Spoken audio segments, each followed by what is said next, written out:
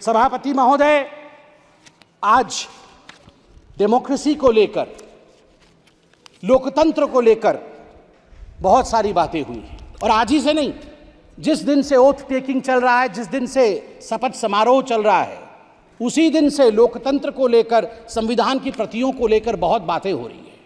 मैं जगन्नाथपुरी से आता हूं और आज मैं गर्व से यहां जय जगन्नाथ कहते हुए कहता हूं कि लोकतंत्र का जन्म जगन्नाथ धाम में ही हुआ। मैं बताऊंगा, वैज्ञानिक दृष्टिकोण से बताऊंगा क्यों हुआ। लोकतंत्र का जन्मदाता जगन्नाथ धाम है। जगन्नाथ मंदिर ने कलिंग के समय लोकतंत्र स्थापित किया। कलिंग अंग भंग कलिंग कहा जाता है। कलिंग के नरेश, कलिंग के राजा, कलिंग के सब कुछ भगवान जगन्नाथ है।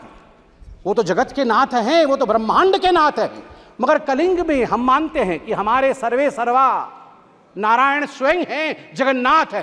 वो रत्न सिंहासन पर बैठते हैं। रत्न सिंहासन से कलिंग का आसन वो संभालते हैं। उनका प्रतिनिधि वहां के गजपति महाराज होते हैं।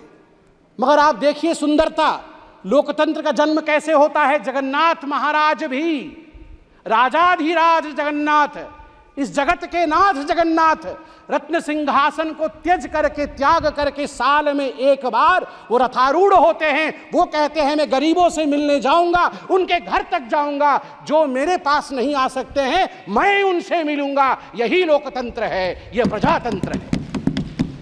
और जब रत्न सिंहासन त्यज करके जगन्नाथ रथारूढ़ होते हैं, रथ पर आते हैं, तो गजपति महाराज, उड़ीसा के जो महाराज हैं, वो अपने हाथ में झाड़ू लेकर खुद जगन्नाथ के आगे झाड़ू चलाते हैं। उस दिन वो सफाई कर्मचारी बन जाते हैं और गर्व के साथ मैं उत्कल पुत्र उड़ीसा का निवासी कह सकता हूं। इसी कारण से उड़ीसा में जाति प्रथा नहीं है, क्योंकि हमारे राजा को झाड़ू पकड़ना पड़ता है।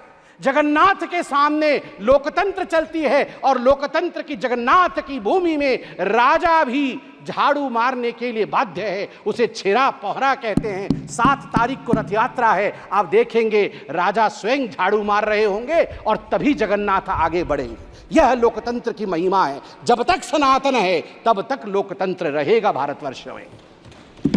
जगन्नाथ धाम एक ऐसा धाम है, लोकतंत्र के सीख के लिए, अध्यात्म की सीख के लिए आदि शंकराचार्य से हम सब के गुरु गुरु नानक महाराज जी ने भी वहां पधारा था। नीलकंठ वर्णी जी ने भी वहां पधारा था। ऐसे कोई गुरु नहीं जो वहां नहीं आए और वहां से शिक्षा दीक्षा लेकर नहीं गए। और आज मैं फक्र के साथ कह सकता हूं, मेरे प्राजी वहां बैठे हुए हैं सभी।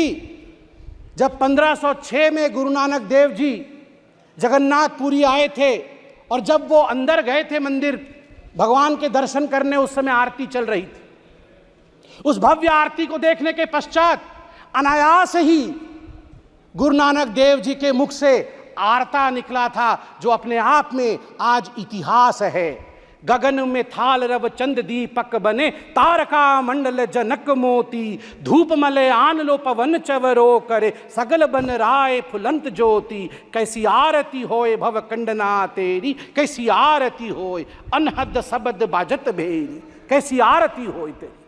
गुरु नानक देव जी कह रहे कैसी आरती तेरी, भव्य आरती है। भव खंडना, भय खंडन करने वाला। आप सोच के देखिए, आज भय के विषय में बात हो रही है। अनादि काल से इस भय को खंडन करने का काम महादेव ने किया है। इस भय को खंडन करने का काम उस सनातन ने किया है, जिस सनातन को मिटाने के विषय में आज ये लोग कह रहे थे और अनेकों वर्षों से सनातन के विरोध में कह रहे थे। मैं केवल और कुछ शब्द कह के अपने विषय को शांत करूंगा। सभापति महोदय, आज मुझे बड़ी तकलीफ हुई कि हिंदू धर्म को लेकर आज यहां पर जिस प्रकार से विषय रखा गया है, यह अनुचित है।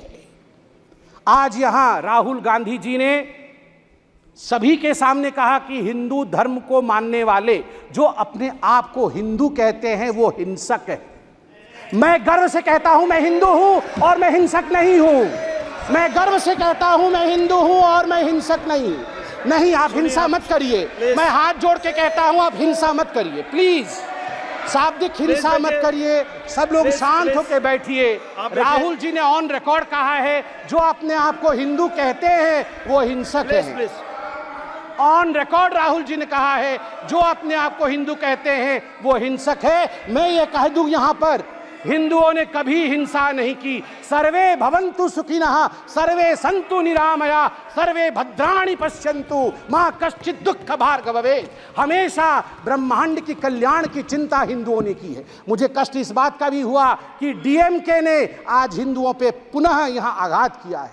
राजा साहब ने अपने भाषण में यह कहा कि हिंदू महिलाओं को एनस्लेव करती है। नहीं, हिंदू महिलाओं को देवी के रूप में पूजा करती है, उपासना करती है। दुर्गा, सरस्वती, लक्ष्मी, विमला ये माताएं हैं हमारी। हमने कभी एनस्लेव नहीं किया है। ये बहुत गलत है। और मुझे लगता है राहुल गांधी ये नहीं जानते हैं कि शिव जी त्रिशूल क्यों रखते हैं। राहुल गांधी जी ने कहा शिव जी का त्रिशूल नॉन वायलेंस का त्रिशूल है। ना राहुल जी, हमारे सभी देवी देवता एक हाथ में शास्त्र रखते हैं और दूसरे हाथ में दंड या शस्त्र भी रखते हैं। यदि शास्त्र का पालन ना हो, धर्म का पालन ना हो, तो फिर शस्त्र उठा करके दंड देने का संवैधानिक प्रयोजन अनादिकाल से हमारे देवी देवताओं के पास था। इसलिए भय बिनु प्रीति नहीं हो सकता है। प्रीति करना होगा, इस देश से करना होगा, इस देश का जिंदाबाद करना होगा। चिल्लाइए मत, पीछे वो बैठे हैं जिन्होंने इन कहा था। प्लीज आप बैठिए। ना ना ना ना, बिल्कुल सही कह रहा हूं जी। आपने यहाँ शपथ में कह दिया। मुझे तो डर इस बात का है कि वह दिन भी दूर नहीं जब आप में से कोई यहाँ भी कह दे। भरोसा नहीं है। आप लोग धिक्कार का विषय है, धिक्कार का विषय है। यदि आप यहाँ पर जो संवैधानिक प्रक्रियाएं हैं उसको ताक पे रख करके आपने, और आप लोगों ने कहा सेंगोल हटा दीजिए।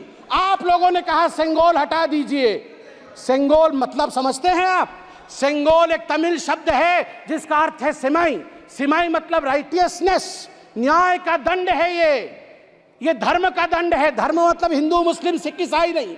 धर्म मतलब धारयति इति धर्म, जो धारण करता है न्याय को वो धर्म है। ये दंड न्याय को धारण करता है। ये कभी ना हटेगा, ना हटने की इसके स्वप्न कोई देख सकता है। इतना ही कह के मैं पीठासीन को नमन करके धन्यवाद देता हूं।